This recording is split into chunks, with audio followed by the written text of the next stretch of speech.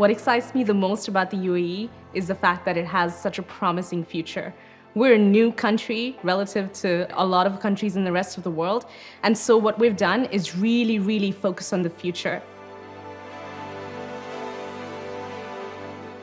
الحكومة الأقوى هي الحكومة اللي تملك قاعدة بيانات قوية وقاعدة تواصل واتصال بين البيانات المختلفة في عدة مجالات الحكومية التي تخدم المجتمع. وأصبحت اليوم مدينة أبو ظبي أو مدينة دبي من المدن السباقة عالميا في مستوى ذكاء المدن.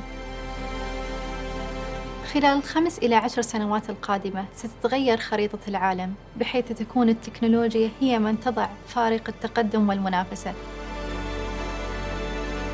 In the next 5 to 10 years, we're going to see the onset of these really exciting AI models, and they're known as generative artificial intelligence models. Classic example of generative AI models are ChatGPT. But the amazing thing is that we have local builders here within the UAE that are actually investing into building generative AI models. And simultaneously, they're investing into building artificial intelligence models that can also explain how Gen AI models build. نموذج نور وهو أكبر نموذج لمعالجة اللغة الطبيعية باستخدام اللغة العربية. هذه النماذج مثل نموذج نور أو نموذج شات جي بي تي، هذه نماذج ستساهم في تحسين جودة الحياة البشرية. ممكن استخدامها في عملية التعليم، تحسين جودة التعليم في المدارس، ممكن أيضاً استخدامها لتحسين وتحليل بيانات معينة سواء كان في القطاع الخدمات اللوجستية، في قطاع الخدمات المالية، في تحليل علم البيانات والطاقة أو علم البروتينات وغيرها. حماية البيئة وتطوير تقنيات تحمي البيئة سواء كانت بالمجال الزراعي أو في المجال البحري والتلوث الجوي هي دائما من الأمور المهمة جدا لنا كشعب وكدولة، ودائما نسعى إلى تطوير التقنيات التي ممكن تخدم بيئتنا بشكل خاص وبيئة العالم بشكل عام. We are now surrounded by the rise of exponential technologies like AI and cloud computing and quantum computing that are completely transforming the way that we live and the way that we work. The most exciting aspect of all of this is how it will take us into the next evolution of humanity. This will drive us into Life 3.0 or Humanity 3.0, and that is the most exciting part of living in this technological era.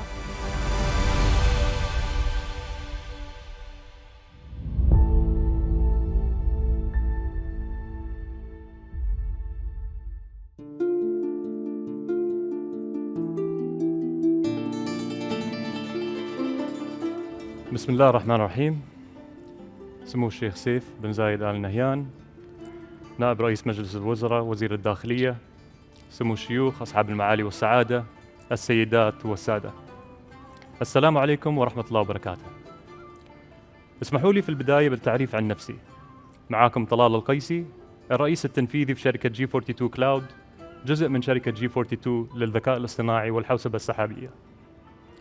يسعدني اليوم أن أرحب بكم وأود أن أبارك لكم بهذا الشهر الفضيل. محاضرة اليوم بعنوان التكنولوجيا والاتجاهات الناشئة، كيف نتبنى منظوراً مستقبلياً في التفكير، تقدمها إيمي ويب، وستقوم من خلالها باستعراض رؤيتها وأفكارها في هذا المجال. ونلفت عنايتكم إلى أن المحاضرة ستكون باللغة الإنجليزية، وبإمكانكم استخدام السماعات لمتابعة الترجمة الفورية. واسمحوا لي الآن بأن أتحدث باللغة الإنجليزية. Your Highnesses, Excellencies, Ladies and Gentlemen. It's an honor to moderate today's session about how leaders can harness a futurist's mindset and the tools to help forecast technology trends as well as their impact of their convergence in the future. Our esteemed guest, Amy Webb, is the founder and CEO of the Future Today Institute and professor of strategic foresight at NYU. As a futurist, Amy is known for her ability to identify and analyze emerging trends in technology, business, and society. Her insights into the future of artificial intelligence, synthetic biotechnology, and the Internet of Things have helped organizations around the world plan for a rapidly changing future. With her expertise in strategic foresight and her passion for helping organizations navigate uncertainty, Amy is a leading voice in the field of future studies. Please join me in welcoming Amy Webb to deliver her remarks.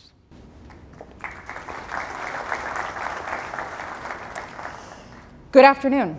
I would like to express my gratitude to His Highness and to the leadership of the UAE for your vision and for welcoming me here to have this conversation with you, and for the idea of a more human-centered future. I would also like to express my appreciation for Ramadan, a tradition which I do not personally celebrate, but which deeply resonates with me. It really is a beautiful opportunity for reflection and a wonderful time to contemplate the futures. The theme of this year is people-centered. So I have a question for you to start thinking through. When you think about the future of this incredible place, who are the people inhabiting the Emirates in the future? And when you think about the future, where are you? What version of you is living in that future? What is that world? The thing that we are doing here together is an essential forum for the community to discuss ideas and to raise important issues, placing your communities at the center of that discussion and conversation. So this afternoon, I really would like to get you into the mindset as we start thinking like futurists of yourselves in the center, this community in the center, all of you in the sort of center of this talk. Today, we're going to contemplate the futures of the Emirates, and I say futures, plural, because there is no one predetermined or predestined future. The future is the result of the decisions, the conversations that we have in the present. So here's the plan for the next few minutes. I'm going to start with two short stories. One of them may be familiar to you, the other may not. I'll then introduce the concept of world building and why it's such an effective tool both in the creative fields but also in business and in government. I'm going to share an easy framework with you and give you a glimpse as I do that into some of the latest developments in artificial intelligence. Then I will offer some perspective on scenarios along with another easy framework. And again, in that case, the example will be a glimpse into some of what's happening in the futures of bioengineering. Then we'll talk about what it takes for organizations to really lead into those futures when there is so much deep uncertainty. What does it take to get to action? Finally, I will ask you to contemplate your own futures using this new foresight perspective. So let's start with that first quick story. Allow me to be a future historian for just a moment. Let's think about the early 2020s. Human society made some critical mistakes. Our grandfathers depleted natural resources, not just water, but also trees and land. And by the year 2080, there were multiple international space agencies, NASA, of course, but also the UAE-SA, the United Arab Emirates Space Agency, which by that point had become one of the world's most important and prominent. Along with the other space agencies in Europe and India, collectively there was a decision that in order for humankind to survive, we needed to search nearby planets for resources that could be used by humanity back here on Earth. So in the year 2100, these space agencies, they settled on a place called Pandora, a moon in the Alpha Centauri star system. And it had lush forests, it had water, it had plenty of valuable minerals. In fact, it looked a little bit like the old rainforests of the Amazon in Brazil. And while Pandora's atmosphere was totally inhospitable to humans, it was perfect for the Na'vi.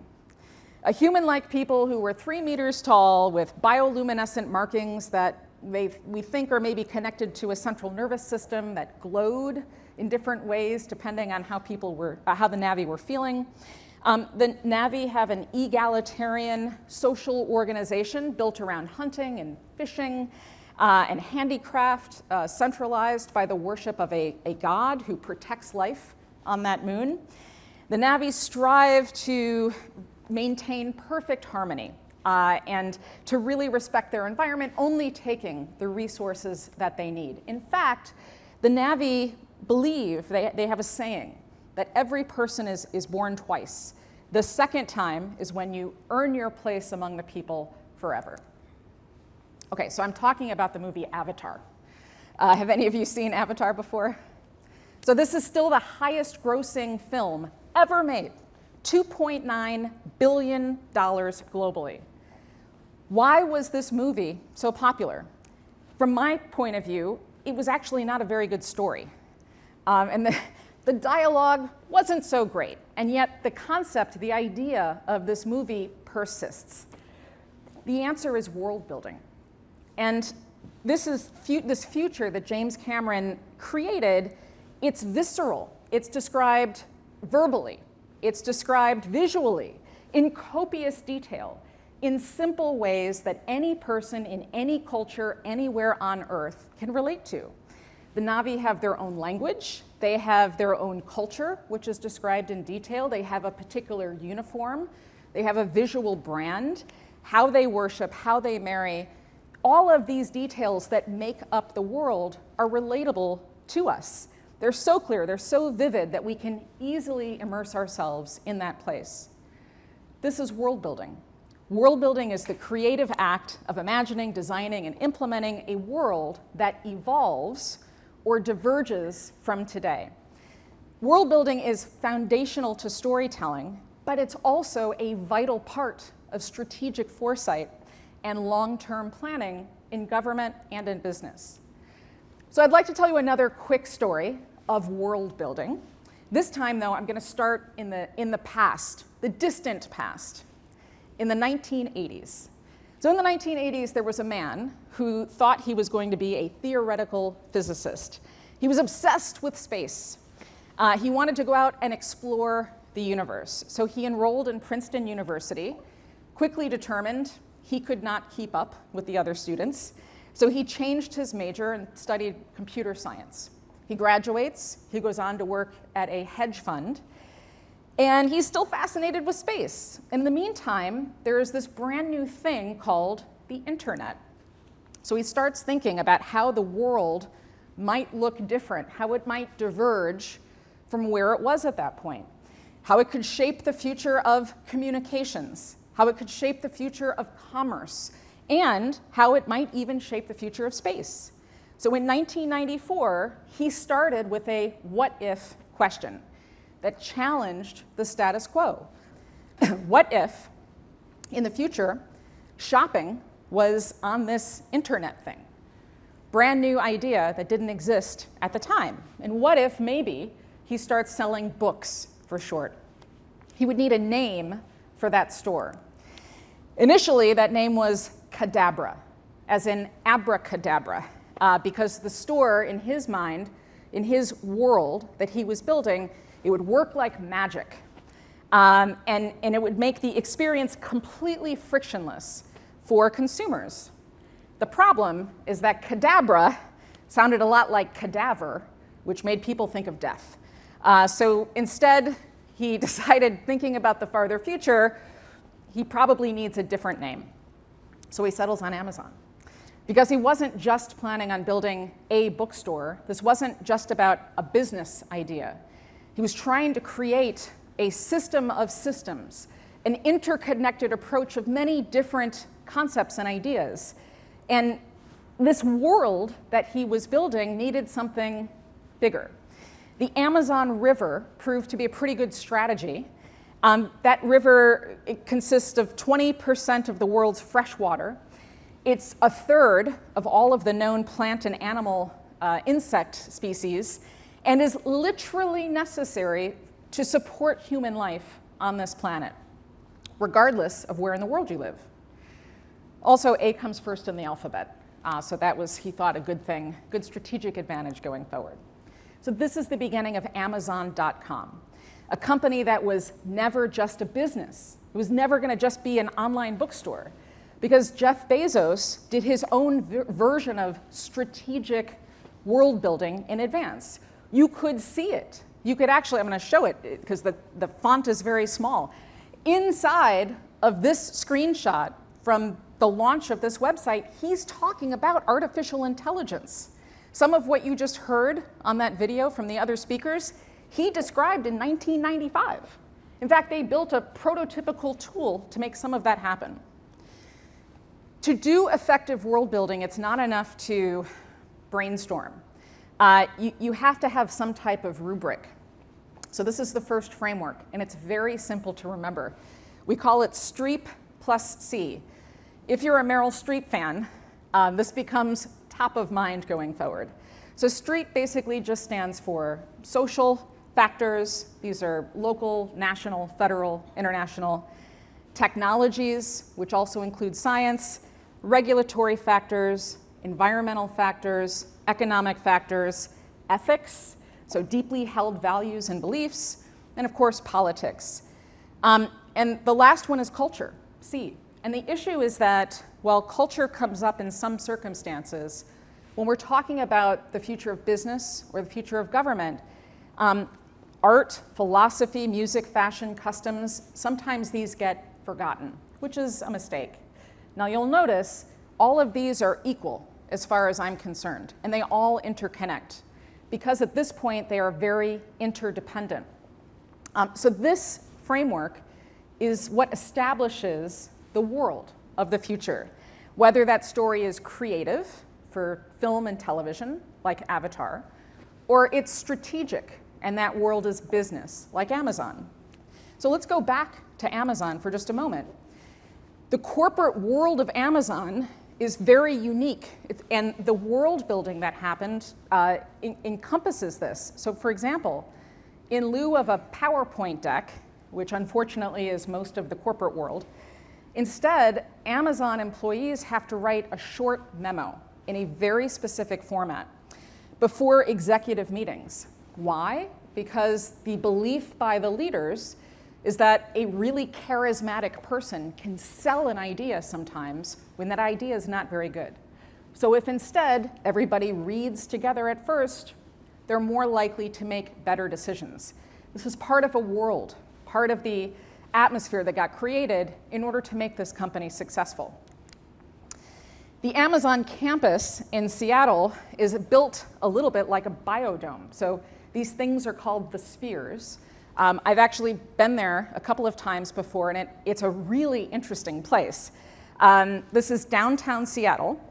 This is offices. These geodesic domes have 40,000 species of plants on the inside. It's got perfect humidity, which for somebody like me, and the hair that I have, is nice. It's a contained ecosystem. This is the world where people work, and they have their meetings. There are restaurants, there's a conference center, there's ample connectivity, and some might say that the spheres are practice for space, which is another part of this world. The world of Amazon is obsessively focused on the consumer, on people, and of course the company works relentlessly on automation and efficiencies. So Amazon is one of the world's most valuable and influential companies today, not because it started off as a tiny business, but because of this effective world building that created the vision and enabled the future scenarios that ultimately led to strategic planning and smart decisions by leaders. Now, how does this relate to all of you? It turns out you already know some of the smartest visionaries and the best strategic planners that have ever lived anywhere on Earth, because they are your founding fathers. These people engaged in world building. They imagined a future world that diverged from what had existed at the time. It was a different approach, a unified and harmonious society, a future epicenter for business and for governing, where international languages would be spoken, culture would be inclusive, with a long-term vision for social projects and economic development. We don't see anything else like this in the modern world, other than what we see here in the UAE. Effective world building should result in a vision that compels people. That vision should result in an emotional response. And the whole point of doing this, challenging the status quo, is so that you can continue to grow and to thrive. But I've noticed, because I mostly deal with executives in Fortune 100 companies and governments outside of here, is that especially in the past few years, leaders do not want their current ideas to be challenged. And I think this is a mistake. because as it turns out, the world outside is changing drastically. And the easiest way to see this is through generative AI, which is all many people have been talking about for the past few months. And in particular, something called ChatGPT. So if you are not familiar with this, let me quickly give you a bit of background information. So in 2017, there were some Google researchers that published this paper called Attention is All You Need, which introduced the concept of something called a transformer. And a transformer is simply a neural network that can learn context in sequential data. While this doesn't seem all that thrilling, it did fundamentally change our relationship to information. And this transformer system is what underpin the large language models. In the video, you heard about Nur. That's a local language model, and this is the technology that underpins that. These large language models, they can recognize, summarize, translate, predict, and generate text automatically, but other kinds of things too. And they do this from massive data sets. So the GPT in ChatGPT, the T stands for transformer. And you don't have to get super technical, but it's useful to understand how these systems work because they influence you as leaders. You have to start with an idea, otherwise known as a prompt, which is really just an instruction. So a phrase, a sentence you provide to a model that then produces a result. So I know that healthcare, the future of health, the future of genomics, is a big focus within the UAE. So I thought that I would show you an example from healthcare to help you understand what's happening. So let's say that you have a bunch of patient records and you want to gain some insights. Your patient data in this country is locked up in an EHR, electronic health record, as it is in my country, in the United States. The problem is that because of privacy restrictions that we all want in place, it can be hard to make use of these data. So this is a synthetic data set that I made. I just put a bunch of names in, potential health issues, things like that.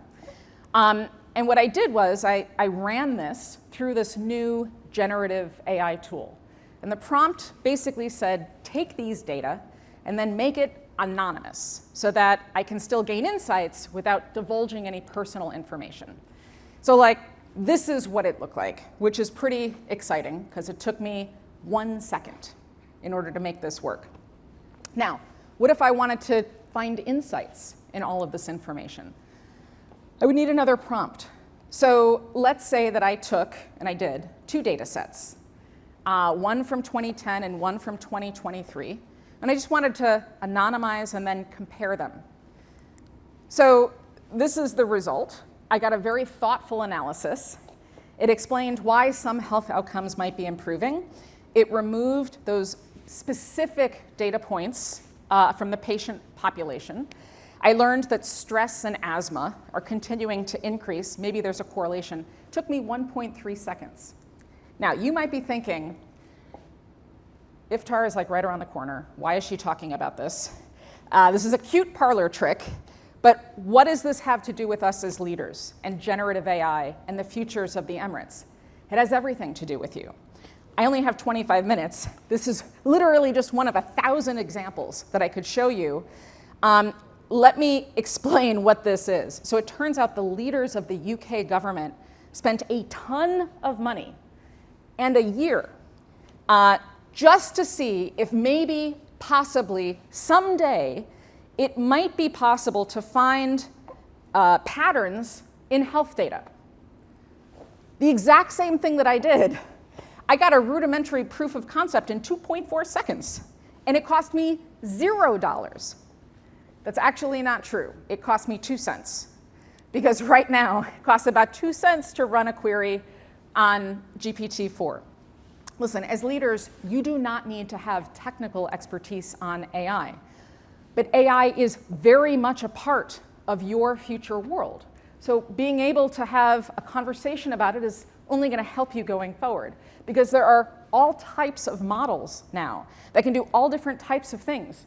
This one is from DeepMind at Google. It's called a generalist AI, and it can do many different things at once. It can play Atari, it can control robot arms, and this generalist AI is an important step to achieving artificial general intelligence. We're on that road right now. So again, if general AI and generalist AI is part of your future, then we should do some world building. How could you start to imagine religion, culture, politics, ethics needing to evolve? How would generative AI lead to greater insights and efficiencies? How will this shape Emirati society? How might it challenge the way that you govern and the way that you lead? How does generative AI influence your vision of the future? World building sets the stage for planning. The planning is scenarios. Scenarios are what give us some guardrails. So they help us make decisions that are evidence-based so that we can achieve the outcomes that we want. This should not be guesswork. So this is, again, the process that we use. What are the things influencing the future? These are the things that we, at the moment, the information that we can know in the present. And then we distill that into what might the future look like. So these are narratives describing different plausible outcomes. And then finally, what is your future? In other words, where does the UAE play and how do you win? So signals and trends, macro scenarios, and the strategic scenarios that should drive your decision making.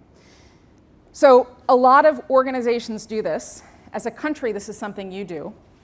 But I do want to illustrate a big mistake I've been seeing among leaders when they try to make decisions in this way. And it's what I call the pillars of stuff approach. I was working with the CEO of a global telecommunications company recently, and he had read this book that he really liked that said there were 4 pillars of disruption coming, which were very vague and honestly could have applied to literally any industry.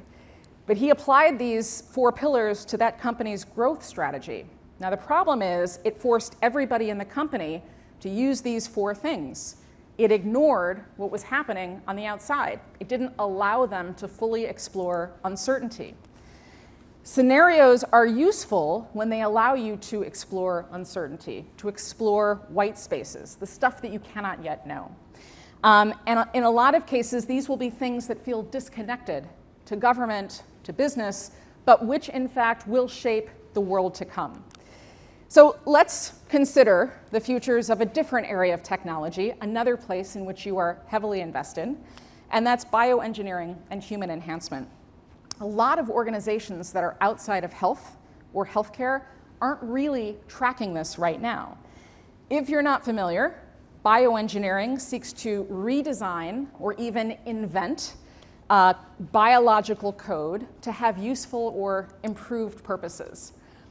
Bioengineering represents the other GPT, it's a general purpose technology. And the steam engine was a general purpose technology. Electricity, the internet, these are things that fundamentally altered society and the economy. Last summer, I did a project with some economists who are friends. I was curious to know what's the total valuation of the internet. There is no way to calculate it because it's everywhere. The only way is to do it in reverse. If we shut down the internet, how much money would be lost? So if bioengineering is a new general purpose technology that is poised to impact literally every industry, as you can see here, then the question would be, why isn't every single industry paying attention? Let me share with you 3 short examples that are very relevant to you. Let's start with farming. Agriculture was a major sector, a major driver here. It's less so today. But within the next couple of years, it's going to be possible to start with a tiny bit of animal tissue and from that amount grow all of the meat that a population might need to eat. Which means that in the future, this is what an Emirati farm could look like. So this thing is called a bioreactor. You start with some tissue, you put in amino acids and some other things that are natural, organic. You can control the temperature, the humidity, just like an animal that might have grown inside of its mother. And at the end, you have tissue that has been grown humanely and is the same as tissue that you might have gotten from an animal harvested for its meat. So what if, for example, the UAE grew all of the beef and all of the poultry that you consume domestically? What if you become a regional exporter of food in the future with this new type of farm?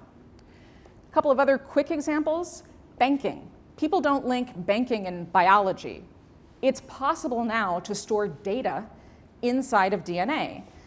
You can store genetic code inside of an asset, like an NFT, which everybody was talking about last year, a non-fungible token, which means that in the future, this could be a new type of asset class. Banks are very, very slow to change. This could make banks vulnerable. But you are a center of innovation, which means you could drive global thinking on some of this.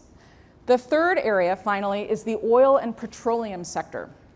What if it was possible to keep mining and refining petroleum for plastics, which normally you've got COP coming up in November, right? So this would be normally not something people want to discuss. What if you could make more plastic because there was an enzyme that could break that plastic down entirely in a way that was totally biodegradable, caused no harm to the environment? So all of this is on our horizon. The problem is we're not having the right conversations right now. So if we know that impact is coming, then we have to start thinking today about what is that strategy?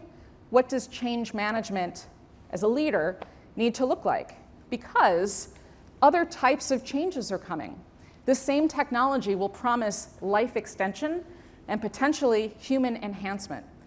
Now is a time for you to think, if I could enhance myself, what would I choose? Would you enhance yourself with Neanderthal genes? They had thicker skin, lots of collagen. Their bodies were more adapted to harsh climates. This is why scientists are studying this right now. This thing that you see is called a body on a chip. There are real organs that are functioning on this thing using real data, and it's a way to test these new types of mixtures, these new systems. This thing is actually alive. And they're now studying Neanderthal genes. They've been working on growing a brain. So again, engage in what-if thinking. How does bioengineering influence your vision for the future of the Emirates? How will this influence the people here? How will you manage regulations? What about your values and your ethics? Think about your culture, as well as economic and political impacts. Again, where might the UAE play and win? Because of all the places in the world that I can think of, this is a really interesting neutral location for some of this research to be done. So I've rattled off some emerging trends, AI and bioengineering, and with so much change happening so fast, it can feel overwhelming. And that can lead to entropy. So what I would urge you to do going forward is to start categorizing where are the things that we must take action on right now. Otherwise, we potentially lose the market or we incur new risk, things like that. What must we make a decision about at some point? And then finally, what will we monitor going forward? As leaders, you should continuously be prioritizing these types of decisions, because the issue is when you hear emerging trends, it's easy to put that aside and not to get to the work of the scenarios thinking or planning, and therefore you never get to action. We see this happen in lots of organizations. The antidote to it is to continually prioritize. So, as you contemplate human-centered solutions and a people-centered future, who are those people? What are the external forces that are influencing decisions, their lived experiences? How can you be planful in the future that you want to accomplish? And who are you in the future? As a leader, what are you called to build? When I first arrived here a day and a half ago, I had the opportunity to visit the Louvre. And I was really, really inspired by this work of art. This is the thumbprint of Sheikh Zayed bin Sultan Al Nahyan, and it's surrounded by hundreds, maybe thousands of concentric circles. It illustrates everything that I've been talking about today. How the actions and decisions of leaders result in ripples that spread far and wide. As you build this new future, I invite you to use the perspective on world building. Remember to incorporate emerging technologies and science even when that challenges your cherished beliefs, and to create scenarios to explore white spaces. And importantly, not to wait to get to action, but to figure out ways to act, monitor, and decide going forward. Remember, as leaders, you need to start asking what if now, so that you never need to ask now what in the future. I wish you a blessed and generous Ramadan. Ramadan Mubarak.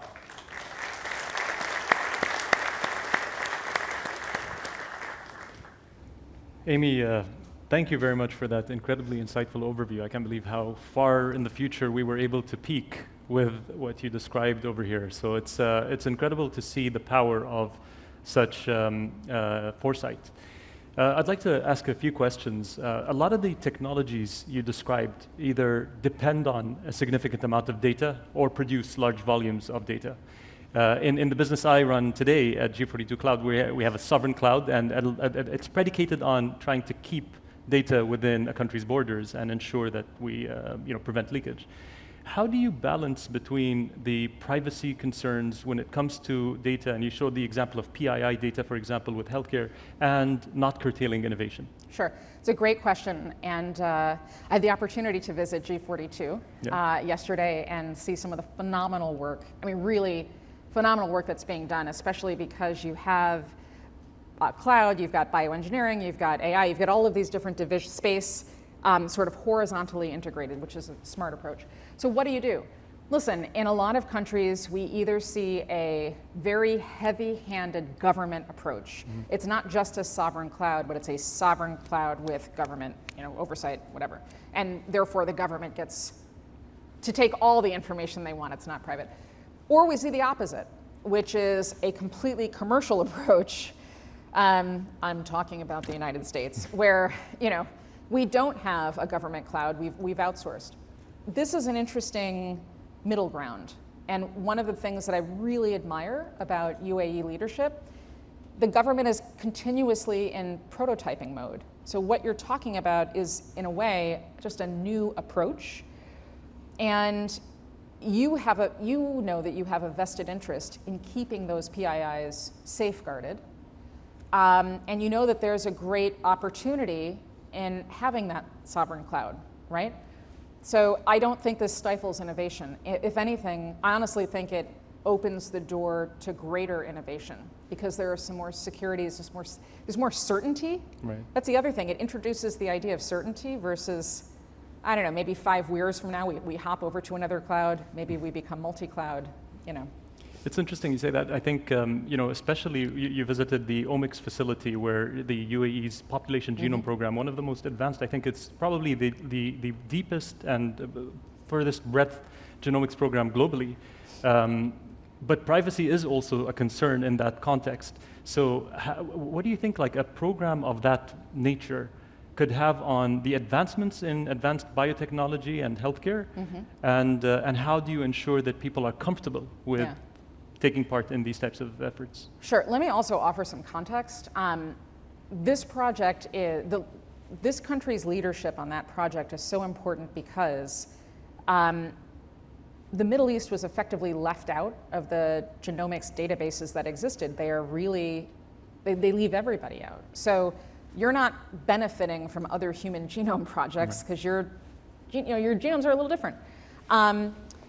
Again, so visiting that facility, one of the things that I was struck by was you've got American sequencers, you've got European sequencers, and you've got Chinese sequencers.